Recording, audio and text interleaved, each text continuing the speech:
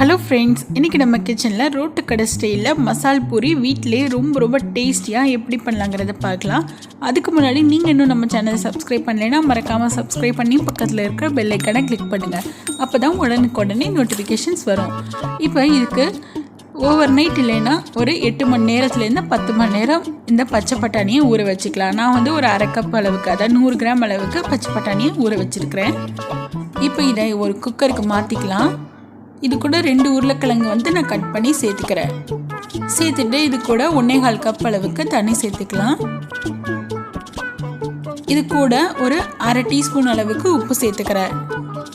சேர்த்துட்டு இதை மூடி வச்சு மீடியம் ஃப்ளேமில் ஒரு 3 விசில் விட்டுக்கலாம். அதுக்குள்ளேயே நம்ம பூரி செய்கிறதுக்கு தேவையான பொருள் என்னங்கிறத பார்க்கலாம். இப்போ ஒரு கப்பில் ரவை எடுத்துருக்கிறேன். கூடவே பார்த்திங்கன்னா 2 டேபிள் ஸ்பூன் மைதா மாவு சேர்த்துக்கலாம். இது கூட தேவையான அளவுக்கு உப்பு, அரை டீஸ்பூன் உப்பு சேர்த்துக்கிறேன். சேர்த்துட்டு நல்லா மிக்ஸ் பண்ணி விட்டுட்டு இப்போது தண்ணி வந்து கொஞ்சமாக சேர்த்துக்கலாம். எனக்கு 1/4 கப்புக்கு கொஞ்சம் கூட, அதாவது 6 டேபிள் ஸ்பூன்லேருந்து 7 டேபிள் ஸ்பூன் வந்து தண்ணி வந்து தேவைப்பட்டுச்சு. நல்லா அழுத்தம் கொடுத்து ஒரு 5 நிமிஷம் நல்லா பிசைஞ்சுக்கோங்க. இப்போ இதில் 1 ஸ்பூன் அளவுக்கு எண்ணெய் இல்லைன்னா நெய் சேர்த்துக்கலாம். சேர்த்துட்டு நல்லா ஒரு 2 நிமிஷம் நல்லா பிசைஞ்சு விட்டுக்கோங்க. பெசி நம்மளுக்கு நல்ல சாஃப்டாக கிடைக்கும். பாருங்கள், இது நல்லா சாஃப்டாக கிடச்சிருக்கு. இப்போ இது ஒரு அரை மணி நேரம் நல்லா ஊற வச்சுக்கலாம். அப்படியே இருக்கட்டும், மூடி போட்டு வச்சுருங்க. இப்போ மசாலா செஞ்சிடலாம். இப்போ பாருங்கள், இது நல்லா வெந்திருக்கு. இந்த உருளைக்கிழங்கெல்லாம் நல்லா மசிச்சு விட்டுக்கலாம். உருளைக்கிழங்கெல்லாம் நல்லா இந்த பொட்டேட்டோ மஷரெல்லாம் மற்ற வச்சு நல்லா மசிச்சு விட்டுக்கோங்க. பட்டாணியெல்லாம் ஒரு 80% வந்து மசிச்சு விட்டால் போதுமானதாக இருக்கும். இப்போ ஒரு கடாயில் 3 ஸ்பூன் அளவுக்கு எண்ணெய் சேர்த்துக்கலாம். கூடவே அரை டீஸ்பூன் அளவுக்கு ஜீரகம் சேர்த்து பொரிய விட்டுக்கிறேன். இதில் 2 லவங்கம் வந்து சேர்த்துக்கிறேன். இப்போ இதில் கூட பார்த்திங்கன்னா ஒரு மீடியம் சைஸ் வெங்காயம், கூடவே வந்து ஒரு 7-8 பல்லு பூண்டு, ஒரு துண்டு இஞ்சி சேர்த்துக்கலாம். சேர்த்துட்டு நல்லா வதக்கி விட்டுக்கலாம். இது கூட ஒரு 1/4 டீஸ்பூன் அளவுக்கு உப்பு சேர்த்துக்கலாம். நம்ம வேக வைக்கும் போதே உப்பு சேர்த்துருக்கோம், நம்ம பார்த்துட்டு ஃபைனலாக சேர்த்துக்கலாம். இப்போ இதில் பார்த்திங்கன்னா ஒரு 2 தக்காளி, பழுத்த தக்காளி, மீடியம் சைஸ் தக்காளி, மிளகாய் வந்து 3 சேர்த்து நல்லா ஒரு 2லேருந்து 3 நிமிஷம் நல்லா வதக்கி விட்டுக்கலாம்.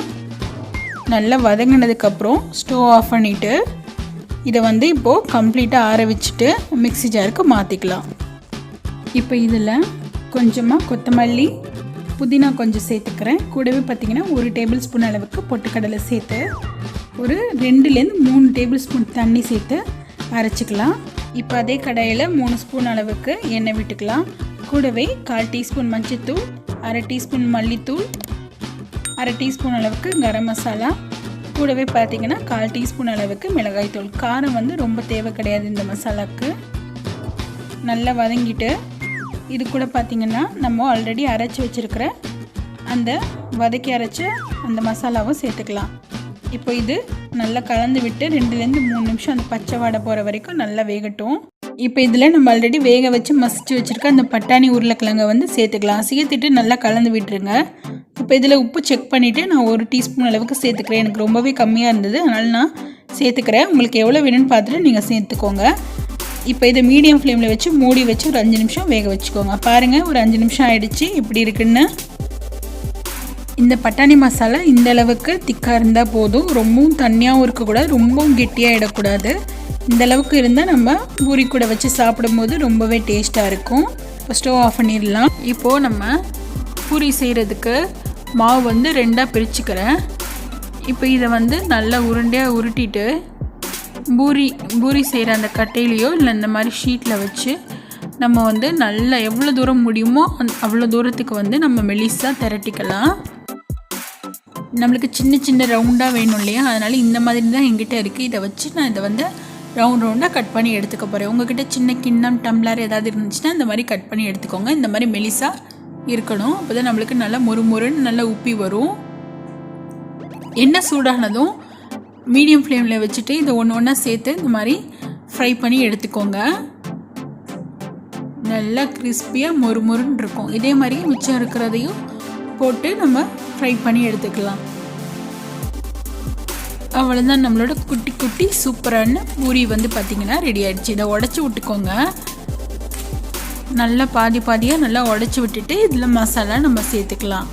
இது மேலே 2 கரண்டி அளவில் நம்ம ரெடி பண்ணி வச்சுருக்கிற அந்த பட்டாணி மசாலா வந்து சேர்த்துக்கிறேன். உங்களுக்கு எவ்வளோ தேவையோ அவ்வளோ சேர்த்துட்டு இது கூட நறுக்கி வச்சுருக்கிற வெங்காயம், கேரட்டு, கொத்தமல்லி வந்து நான் சேர்த்துக்கிறேன். கூடவே ஓமப்பொடி கொஞ்சம் சேர்த்துக்கிறேன்.